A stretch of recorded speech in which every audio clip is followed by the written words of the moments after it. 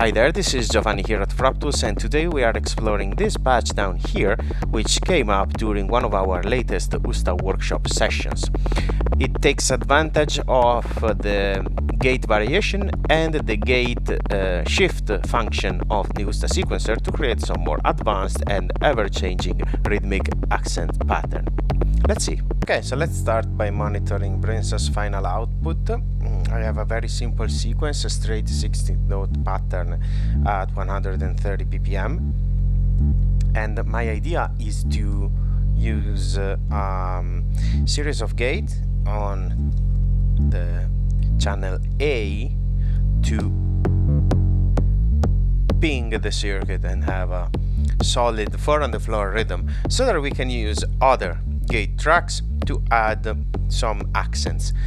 And I want to start by programming a simple 16th note track over gate B, let's say, and I can even pass them straight to this input here, or use them to trig Falistri,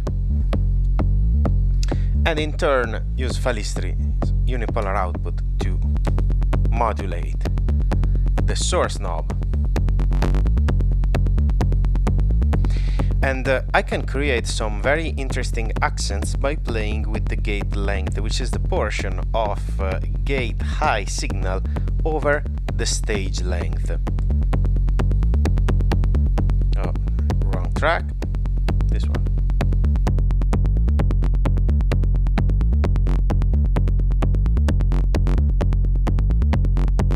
But this is quite a steady rhythm, and I would like to explore some shifting accents throughout the piece.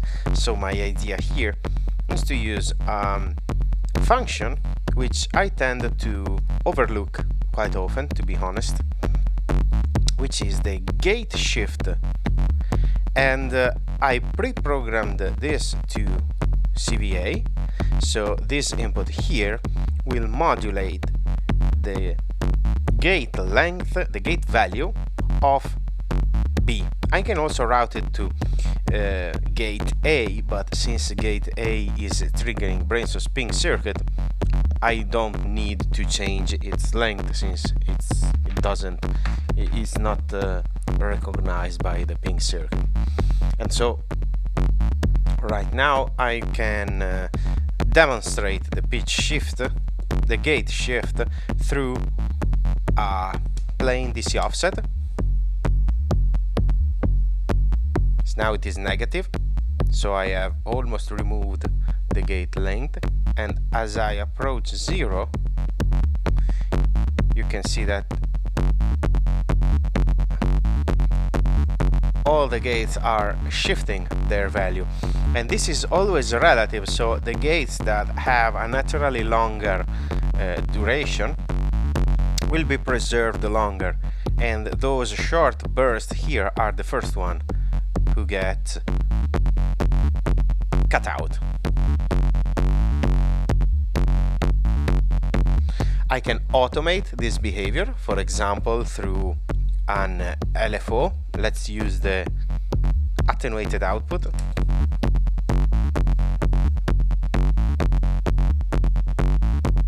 And this creates some cool shifting accent, even if I set all the stages to the shortest value.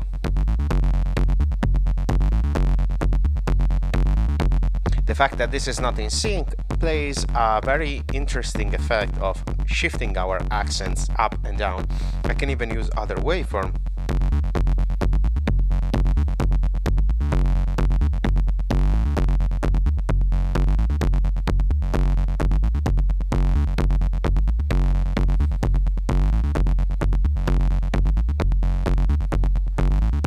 But there is another thing that I want to try. So let's momentarily remove this one here, and let's select track 2 and make it shorter. For example, 5 stages. So we have a 5-stage pattern whose duration, whose individual duration, is the same as pattern 1, but we have only 5 of them, so we have 2 different loops with 2 different lengths. and I want to set its CVB track. Let's start at 0 and use it to and patch it to CVA. So for example,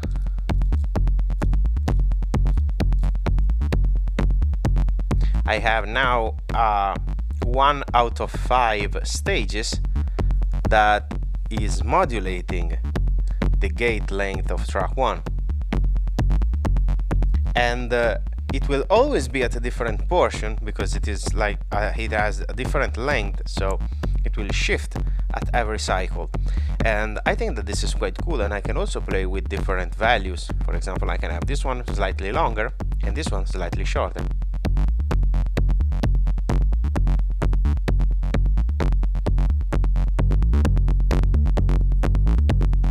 I can also use it to control different parameter, for example the wave folder.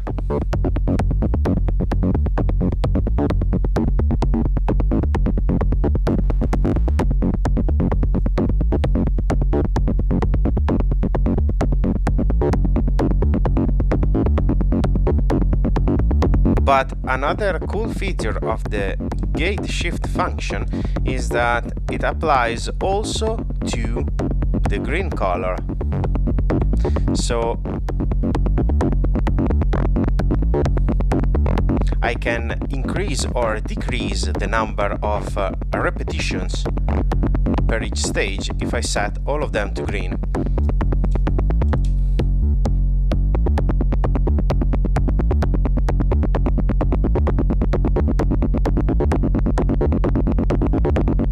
Let's go back to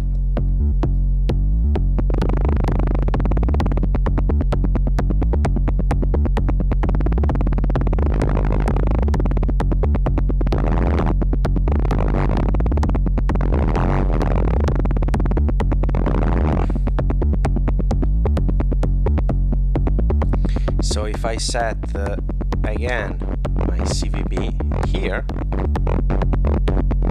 and maybe set the gates to 0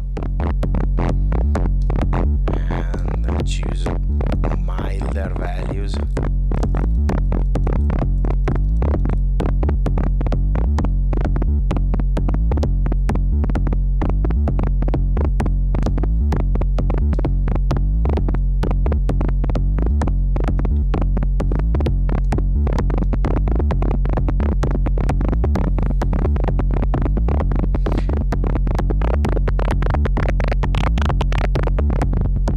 can create this shifting ratcheting effect.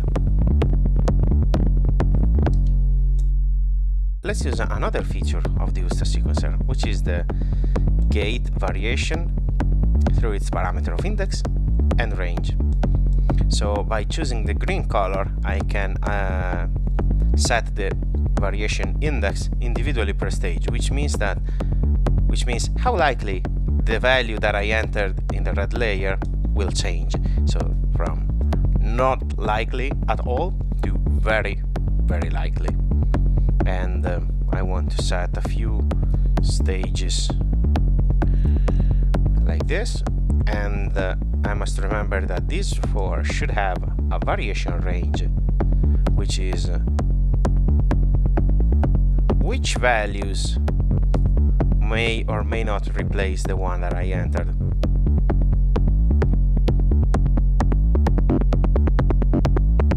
And you can hear that they have a different length at every cycle iteration. And the pool of values is bipolar, so if my default value is very close to one of the extremes, the other ones will just the values below or above that limit, in this case the values below 0, will just be cut to 0. So, and if I set it to a much longer value, I have more probability that this stage will play any random value. And finally, this also applies to the green color. So I can create random ratchets. Of course, I need to have a much smaller variation range hold Shift All to shift down those values to a more reasonable amount. And now I will shift my default value by 2 up and 2 down. So since I have 1 repetition by default, only those stages with a high variation index can change their value, and this value can become 1, 2, or 3, or 1, 0, and 0.